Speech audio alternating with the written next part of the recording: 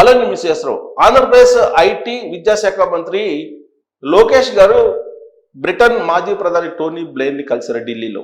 2 రోజుల పాటు ఢిల్లీ టూర్కి వెళ్ళారు లోకేష్ గారు. అక్కడ ఆయన షెడ్యూల్ కనుక చూస్తే అసలు లోకేష్ గారి ప్లాన్ ఏంటి అనే దాని మీద ఒక పెద్ద చర్చ జరుగుతుంది.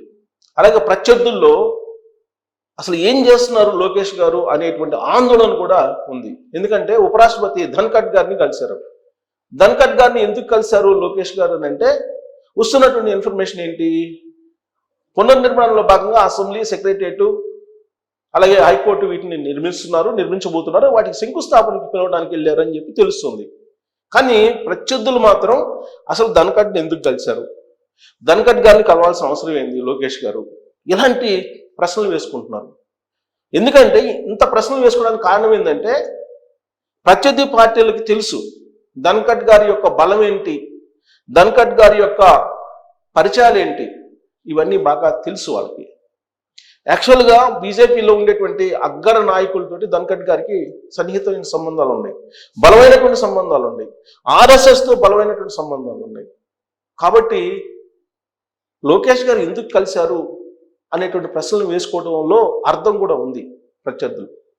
ఇప్పుడు ఆంధ్రప్రదేశ్లో నెలకొన్నటువంటి పరిస్థితులు కానీ, తెలంగాణలో నెలకొన్నటువంటి పరిస్థితులు కానీ, వీటి మీద చర్చించి ఉంటారా ధన్ఖడ్ గారితో? ధన్ఖడ్ గారితో ఎందుకు లోకేష్ గారు ప్రత్యేకంగా కలిశారు? ఏదో ఒక టర్నింగ్ పాయింట్ అయితే ఉంది అని చెప్పి భావిస్తూ ఉన్నారు ప్రత్యర్థులు. ఇక బుధవారం రోజు దాదాపు 40 నిమిషాల పాటు కేంద్ర హోంశాఖ మంత్రి అమిత్ షా గారితో లోకేష్ గారు భేటీ అయ్యారు. మరి కేంద్ర హోంశాఖ మంత్రితోటి భేటీ అయ్యారంటే లోకేష్ గారు ఖచ్చితంగా ఏదో ఒక సీరియస్ ఇష్యూ అయితే ఉంటుంది కదా.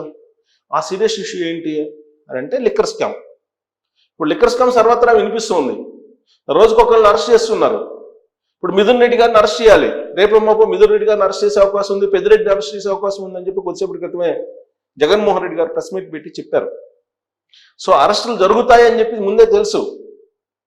సో మిథున్ రెడ్డి గారిని అరెస్ట్ చేయాలి, పెద్దిరెడ్డి గారిని అరెస్ట్ చేయాలి, లిక్కర్ స్కామ్లో ఉన్నటువంటి వాళ్ళందరినీ అరెస్ట్ చేసిన తర్వాత దీని అల్టిమేట్ ఎక్కడ దీనికి పరిష్కారం అని అంటే తాడేపల్లి బిగ్ బాస్ దగ్గర పరిష్కారం. మరి అక్కడికి వెళ్ళాలంటే కేంద్రం యొక్క పెద్దల యొక్క అనుమతి, పెద్దల యొక్క ఆదేశాలు, పెద్దల మార్గదర్శకాలు అవసరం. కారణం కూటమి ఉంది ఆంధ్రప్రదేశ్లో, అలాగే ఢిల్లీలో. డబుల్ ఇంజిన్ సర్కార్ ఆంధ్రప్రదేశ్లో ఉంది, బీజేపీ, జనసేన, తెలుగుదేశం పార్టీ. కాబట్టి ఏదైనా కీలకమైన నిర్ణయం తీసుకునేటప్పుడు ఖచ్చితంగా ఢిల్లీ పెద్దలకి చెప్పి తీసుకోవాలి. అట్లీస్ట్ చెప్పాలి, తీసుకున్న తర్వాత అయినా వాళ్ళతో షేర్ చేసుకోవాలి. ఎందుకంటే ఫెడరల్ గవర్నమెంట్ నడుస్తున్నాయి, అందులో భాగంగానే బహుశా కలిసి ఉంటారు అనేటువంటిది ఒకటి వినిపిస్తుంది. ఇక కేంద్ర మంత్రులను కూడా కలుస్తున్నారు, అనేక మందిని కలుస్తున్నారు, విద్యాశాఖ మంత్రిని కలుస్తున్నారు, అలాగే ఇరిగేషన్ శాఖ మంత్రిని కలుస్తున్నారు, ఇలాంటి వాళ్ళందరినీ కూడా కలుస్తున్నారు. కారణం ఆంధ్రప్రదేశ్లో ఉన్నటువంటి వివిధ ప్రాజెక్టులు, పెండింగ్లో ఉన్నటువంటి ప్రాజెక్టులు, లేదంటే నిధులకు సంబంధించిన అంశాల గురించి మాట్లాడటానికి కలిసి ఉంటారు. అలాగే పెట్టుబడులని ఆహ్వానించడానికి లోకేష్ గారు ఇనిషియేటివ్ తీసుకుంటున్నారు. ఆ క్రమంలో ఇటీవల జరిగినటువంటి డెవలప్మెంట్ ఏంటంటే ట్రంప్కి ఎలన్ మస్క్కి పట్టలేదు.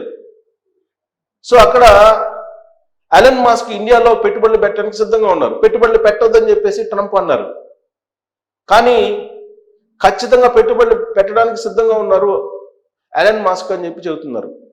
సో దాంతో ఎలన్ మస్క్ కంపెనీలు టెస్లా ఇండియాలో పెట్టుబడులు పెట్టడానికి సిద్ధంగా ఉంది. ఆ పరిస్థితుల్లో ఇప్పుడు ఆల్రెడీ స్టార్లింక్ వచ్చేస్తున్న స్టార్లింక్ ఒప్పందం కూడా కుదిరింది. కేంద్ర ప్రభుత్వం ఎలన్ మస్క్ తోటి స్టార్లింక్ ఒప్పందాన్ని కుదుర్చుకుంది. సో ఇప్పుడు టెస్లా కూడా రాబోతుంది, టెస్లా వచ్చే అవకాశం ఉంది ఇండియాకి. ఆ టెస్లా కంపెనీని ఎట్టి పరిస్థితుల్లో ఆంధ్రప్రదేశ్ తీసుకురావాలి అనేటువంటి ఒక ప్రయత్నం అయితే చేస్తుంది ఆంధ్రప్రదేశ్ ప్రభుత్వం అని చాలా కాలంగా వినిపిస్తుంది. ఈవెన్ కొంతమంది ఎన్ఆర్ఐలో అమెరికాలో ఉండేటువంటి వాళ్ళు కూడా ఈ టెస్లా కంపెనీని ఆంధ్రప్రదేశ్కి తీసుకురావాలి అనేటువంటి ప్రయత్నం కూడా చేస్తూ ఉన్నారు. మరి ఆ ప్రాజెక్ట్ని ఆంధ్రప్రదేశ్కి తీసుకొచ్చేటువంటి క్రమంలోనే ఆయన అక్కడికి వెళ్ళారా అనేది కూడా వినిపిస్తుంది. సో అభివృద్ధి ఒకవైపు, పెట్టుబడులు ఆకర్షించాలనేది ఇంకొక వైపు.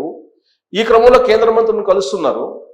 అట్ ద సేమ్ టైం ఆంధ్రప్రదేశ్లో పెట్టుబడులు రావాలంటే ఖచ్చితంగా జగన్మోహన్ రెడ్డి గారు అరెస్ట్ కావాలి.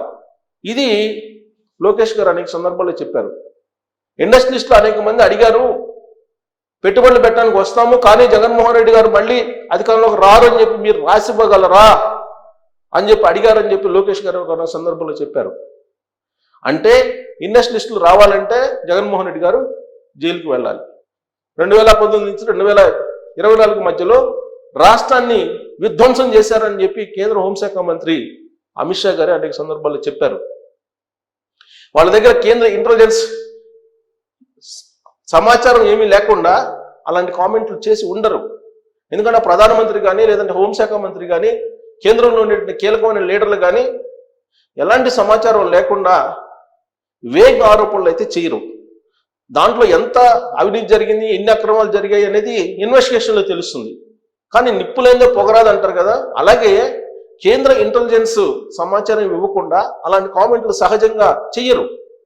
మరి హోంశాఖ మంత్రి అమిత్ షా గారు నరేంద్ర మోడీ గారు ప్రధానమంత్రి హోదాలో ఆంధ్రప్రదేశ్కి వచ్చిన సందర్భంగా 2019 నుంచి 2024 మధ్యలో విధ్వంసం జరిగిందని చెప్పి వాళ్లే చెప్తున్నారు. ఇలాంటి పరిస్థితుల్లో ఆ రాష్ట్రాన్ని అభివృద్ధి చేయాలి అంటే విధ్వంసం చేసినటువంటి వాళ్ళు బయట ఉంటే సాధ్యం కాదు అనేది లోకేష్ గారు చెప్తున్నారు. అలాగే ముఖ్యమంత్రి చంద్రబాబు నాయుడు గారు కూడా చెప్తున్నారు, ఇండస్ట్రియలిస్టులు చెప్తున్నారు. మరి ఇంతమంది చెప్తున్నప్పుడు మరి విధ్వంసం చేసినటువంటి వాళ్ళని జైల్లో పెట్టకుండా బయట తిరిగినిస్తే పెట్టుబడిదారులు రారు, పెట్టుబడిదారులు రాకపోతే ఆంధ్రప్రదేశ్ అభివృద్ధి కాదు. ఇదే అంశాన్ని కేంద్ర హోంశాఖ మంత్రి అమిత్ షా గారితో చర్చించి ఉంటారు అనేది ఒకటి వినిపిస్తుంది. 2, అమరావతి నిర్మాణం వేగంగా చేయాలి అనేటువంటి టార్గెట్ పెట్టుకున్నారు. అమరావతి నిర్మాణం కోసం ఎన్ని రకాల అనుమతులు త్వరితగతిన రావాలో వాటి కోసం కూడా ప్రయత్నం చేస్తున్నారు. దాంట్లో భాగంగా కూడా లోకేష్ గారు వెళ్ళి ఉండవచ్చు. ఒకటి, లోకేష్ గారు అసలు లీడర్గా ఎమర్జీ కాలేరు అని చెప్పి వైఎస్ఆర్ కాంగ్రెస్ పార్టీ భావించింది తొలి రోజుల్లో. ఆయన పప్పు అని చెప్పి పెద్ద ఎత్తున సోషల్ మీడియాలో ట్రోల్ చేశారు. ఇప్పుడు అదే పప్పు రెడ్ బుక్ రూపంలో వాళ్ళకి కనిపిస్తున్నారు. రెడ్ బుక్ రాజ్యాంగం నడుస్తుంది ఆంధ్రప్రదేశ్లో, ఆ రెడ్ బుక్ రాజ్యాంగాన్ని తట్టుకోలేకపోతున్నాము అని చెప్పి గగ్గోలు పెడుతున్నారు.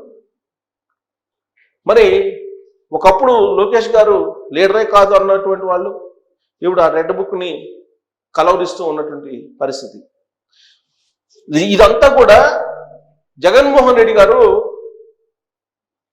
ఆయన్ని లీడర్గా ఎలివేట్ చేయడానికి పనికొచ్చింది.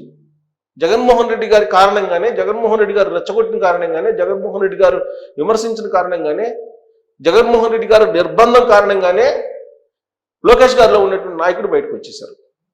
చంద్రబాబు నాయుడు గారిని ఎప్పుడైతే రాజమండ్రి సెంట్రల్ జైల్లో నిరాధారణ ఆరోపణలతో పెట్టారో ఆ రోజు నుంచి ఆయన నేషనల్ లెవెల్లో లోకేష్ గారు పేరు తెచ్చుకోవడానికి అవకాశం లభించింది. ఇది కూడా జగన్మోహన్ రెడ్డి గారు ఇచ్చినటువంటి అవకాశం కిందనే మనం భావించుకోవచ్చు. ఎందుకంటే చంద్రబాబు నాయుడు గారిని అరెస్ట్ చేసినప్పుడు స్కిల్ డెవలప్మెంట్ కేసులో దానికి సంబంధించిన పూర్తి వివరాలను డైరెక్ట్గా నేషనల్ మీడియాలో కూర్చొని ఫేస్ చేశారు లోకేష్ గారు. ఆ రోజే లోకేష్ గారు నేషనల్ లీడర్ అయిపోయారు. నేషనల్ ఫోకస్ వచ్చేసింది ఆయనకి. ఆ రోజు నుంచి నేషనల్ లీడర్స్ తోటి ఆయనకి రిలేషన్స్ ఏర్పడ్డాయి. ఇప్పుడు నేరుగా లోకేష్ గారు ఢిల్లీ వెళ్ళి నేషనల్ లీడర్స్ తోటి మీట్ అవుతున్నారు. ఇదే జగన్మోహన్ రెడ్డి గారు 2019లో ముఖ్యమంత్రి అయిన తర్వాత కూడా అమిత్ షా గారి అలాగే ప్రధానమంత్రి నరేంద్ర మోడీ గారి అపాయింట్మెంట్ కోసం ఎంత కష్టపడ్డారో మీరు గుర్తు చేసుకోవచ్చు. దాదాపు తొలి 4 నెలలు అపాయింట్మెంటే లేదు ఆయనకి. ఆ తర్వాత అక్కడ విజయసాయి రెడ్డి గారు వెళ్ళటం, విజయసాయి రెడ్డి గారు లాబింగ్ చేయటం, తర్వాత నరేంద్ర మోడీ గారికి అమిత్ షా గారికి ఏమీ చెప్పకుండా ఏమీ చెయ్యం ఆంధ్రప్రదేశ్లో అని చెప్పి స్టేట్మెంట్లు ఇవ్వటం, విజయసాయి రెడ్డి గారు అలాగే జగన్మోహన్ రెడ్డి గారు ఇవన్నీ జరిగాయి. కానీ లోకేష్ గారు అలా కాదు. లోకేష్ గారు ఇవాళ నేషనల్ లీడర్గా ఫోకస్ అయ్యారు. నేషనల్ లీడర్స్ తోటి ఆయన మీటింగ్లు అవుతున్నారు అని అంటే, చక్రం తిప్పుతున్నారంటే ఢిల్లీలో జగన్మోహన్ రెడ్డి గారు ఆయన్ని రెచ్చగొట్టడమే. జగన్మోహన్ రెడ్డి గారు కనుక ఆయన రెచ్చగొట్టకపోతే అసలు ఈ స్థాయిలో వచ్చిండేది కాదు పరిస్థితి. సో ఇప్పుడు నేషనల్ లెవెల్లో ఆయన ఎదిగారు. ఇప్పుడు అమిత్ షా గారితో భేటీ అవుతుంటే ఆందోళన తాడేపల్లిలో, ధన్ఖడ్ గారితో భేటీ అయితే ఆందోళన.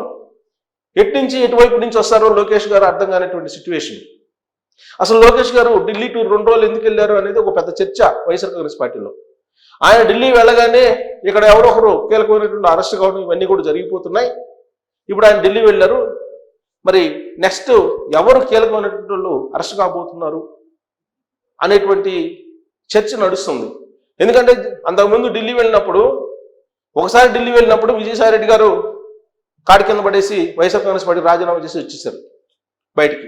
నేను అసలు రాజకీయాలు జోలికే వెళ్ళను, ఇక్కడ రాజకీయాలకు దూరంగా ఉంటానన్నారు. సో ఇలాంటి పరిణామాలు ఒక్కసారి ఢిల్లీ లోకేష్ గారు వెళ్ళారంటే నెక్స్ట్ వెంటనే ఏదో ఒక కీలక పరిణామం జరుగుతుంది. ఆ కీలక పరిణామం ఈసారి ఏముండబోతుంది అనే దాని మీద మీరు కామెంట్ చేయొచ్చు. Thank you.